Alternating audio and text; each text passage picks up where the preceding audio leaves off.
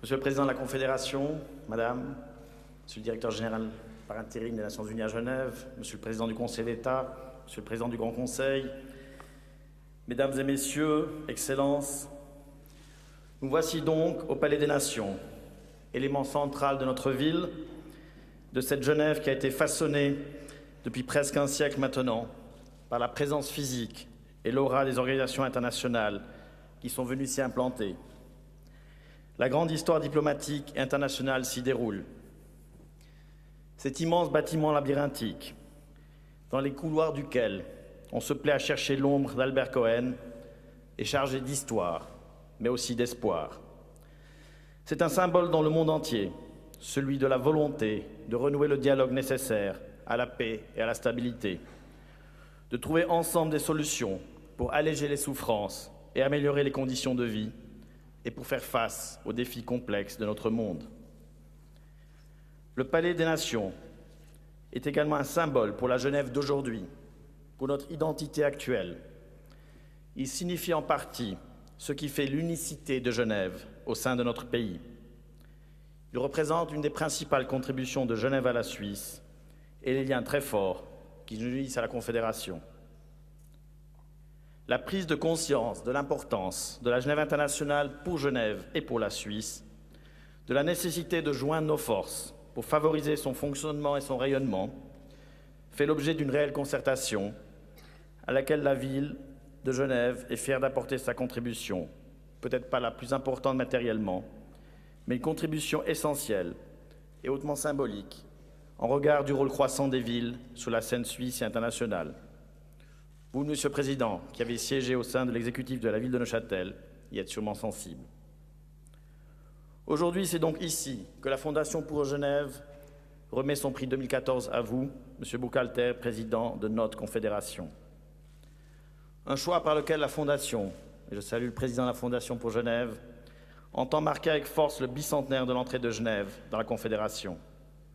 Un choix auquel nous ne pouvons que pleinement souscrire, avec conviction et reconnaissance. Ce bicentenaire est effectivement central dans l'histoire de Genève, tout autant que dans celle de la Suisse. Car la Suisse doit certainement une partie de son aura international à Genève, tout comme Genève doit à la Suisse, en grande partie, sa prospérité, sa sécurité, sa qualité de vie. Cet anniversaire, nous avons donc voulu le marquer ensemble, la ville, les autres communes genevoises et le canton de Genève, à travers un riche programme sur 17 mois. Nous y avions bien entendu associé la Suisse, comme ce fut le cas en votre présence, Monsieur le Président, lors des festivités du week-end du 1er juin, marquant le débarquement des Alliés confédérés au Port-Noir.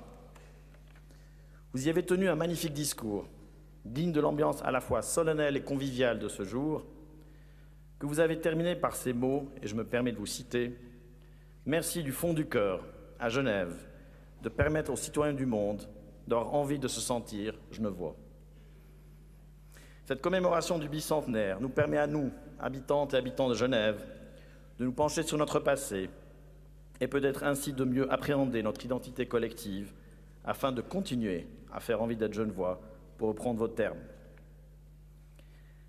Elle nous permet également de mettre en lumière l'histoire qui démontre, si besoin en était, la nécessité pour Genève de s'ouvrir, de s'allier et de comprendre que les tentations de fermeture sont néfastes encore et toujours. Cette problématique de l'ouverture, Monsieur le Président, vous qui devez actuellement négocier à nos partenaires européens les conséquences de la votation du 9 février, y êtes certainement confrontés au quotidien. Par la remise de son prix, la Fondation pour Genève entend donc saluer, à juste titre, votre engagement d'homme d'État qui porte une politique d'ouverture, de dialogue et de coopération. Nous, élus politiques, ayant reçu pour charge de diriger notre ville, notre canton, notre pays, nous devons par-dessus tout respecter et mettre en avant les valeurs fondatrices de notre pays, la liberté, la tolérance, la solidarité et l'ouverture au monde. Ces valeurs ont entre autres permis à notre population de vivre dans la paix au cours des siècles, paix avec ses voisins et paix intérieure. À l'heure où dans plusieurs régions du monde, la barbarie, la haine et l'obscurantisme semblent prendre le pas sur la raison, le respect des droits humains et la solidarité, j'aimerais insister sur le fait qu'il n'existe pas de paix sans le respect et la promotion de ces valeurs. Je suis sûr que vous, Monsieur le Président, que j'ai entendu récemment encore affirmer lors d'une interview télévisée qu'il n'y a pas plus important pour vous que la paix, me rejoindrez sur ce plan-là. Et c'est bien par une diplomatie ancrée dans une neutralité active, une politique d'ouverture, de dialogue et de coopération, soulignée par la Fondation pour Genève, que nous aurons une chance d'y parvenir. Je vous remercie donc très sincèrement, au nom de la ville de Genève, de votre engagement pour la Suisse, pour la Genève internationale, comme l'un des piliers constitutifs de la Suisse contemporaine, et pour la paix dans le monde. Et comme geste symbolique, pour vous qui aimez pratiquer la diplomatie du pot de miel, j'ai le plaisir de vous offrir un pot de miel issu de la production du Conservatoire Jardin Botanique de la ville de Genève, donc des ruches municipales, situées d'ailleurs juste à côté de celles du Palais des Nations. Un peu de douceur dans ce monde brut ne fait pas de mal. Je vous remercie beaucoup pour votre attention.